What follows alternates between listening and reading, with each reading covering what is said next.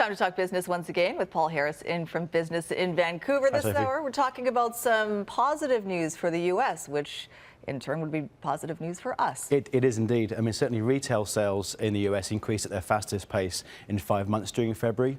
A combination of the increase in stock market prices recently in the US, as well as some improving house prices and some improving job prospects too, saw people feeling a lot more confident in the US, less likely to kind of keep up their keep their savings to themselves, and that resulted in a nice increase in retail spending. There's been quite a bit of pent-up demand in the States for big-ticket items, and and this translated into a 1.1% increase in retail sales activity, and of course increased activity in clothing stores, in garden centres, home reno centres, and of course in online shopping. So good news. Does this appear to be an ongoing trend, or is it just a February thing? No, I don't think it is a February blip. I think it will see. I think this will translate into increases in coming months as well. Of course, as you know, when they do well, we tend to do well, and so and so as far as our industries are concerned, manufacturing, exports, as you know, the US is the biggest a receiver of Canadian exports by far. So any increase in their consumer spending drives the economy here, and is good news all around. Right, it does well. When consumers are happy, obviously businesses are happy too. When consumers are happy, businesses feel more confident in investing in employees, in investing in capital projects, and of course investing in their infrastructure, which means that we should see some growth coming forward. It was, you know what it was? It was all of these couples buying each other Valentine's gifts. That's right. Thanks very Huge much. market. Thanks very much, Paul. Thanks, Sophie. If you'd like more, you can check out Business in Vancouver's website. You'll find it at BIV.com. All right, Mark, how's it looking outside? Well, it's wet, Sophie, in Metro Vancouver, but drier just to the south of us. You can see here down the I-5 where we had the rain move in from this morning. It's a band of rain over us and over parts of Vancouver Island, but it'll come and go. I think the rain will come and go a fair bit over the next few hours and then pick up even more by the afternoon. It is very mild across the southern half of BC. Temperatures above freezing with that nice warm subtropical flow. But once you hit Prince George, you're in some snow and much colder air, and even colder in the northeast and toward Whitehorse. The flow aloft again, the jet stream shown here, it's from Hawaii, really, and that's what we've had the last few days. The rainfall warnings are over, though.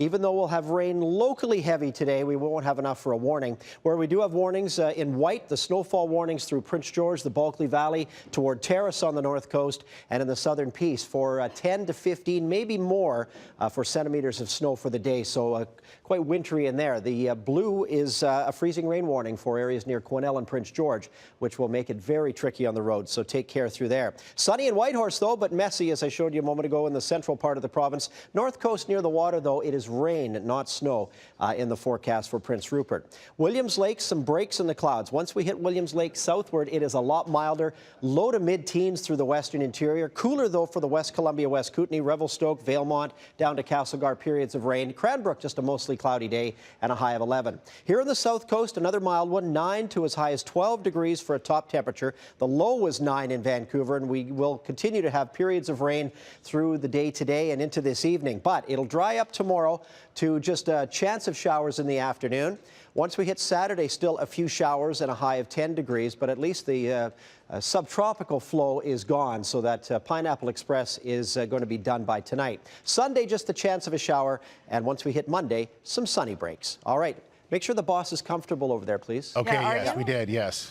We gave him the best seat on the red couch. I went and got him coffee. We've done everything required. This is very uncomfortable. I was looking forward to a hard-hitting interview. That's right. Oh, don't, it's just beginning. This is Troy Reeve. He is our Senior Vice President of News and Station Operations. Did I get that right? You got it correct. Okay, we try to make it as bureaucratic as possible. And you know him, of course, from his days at Global National as well, and all that. And Troy's been around the business a very long time, and now he's embarking on starting a brand new station. Have you ever started a new station before? We have at the local level, but Yeah. this is something completely different, and really it's the culmination of a dream come true, not only for me, but for so many people here at Global BC. and really a return to the roots of what this great station began as, really a connection to the community, part of British Columbia from its roots, covering the entire province. Of course, over the years, the television business has changed, and we've all seen the pressures of the network and the primetime schedules and everything else. But what's launching today is really a return to where what the old BC TV began as, and that was as a community service telling the stories of British Columbians to British Columbians. Well, and it's starting in BC, the first 24-hour news network in BC, because we have a national network, obviously. Why BC? I mean, we're very happy about it, obviously, but why was BC chosen? Well, I think it really builds on the strengths of Global BC and the number of hours of local programming we do here. British Columbians actually, statistically, watch more local news than anybody else in the country. They are, British Columbians and Albertans, according to our surveys, are the most engaged with current affairs and politics and those kinds of things.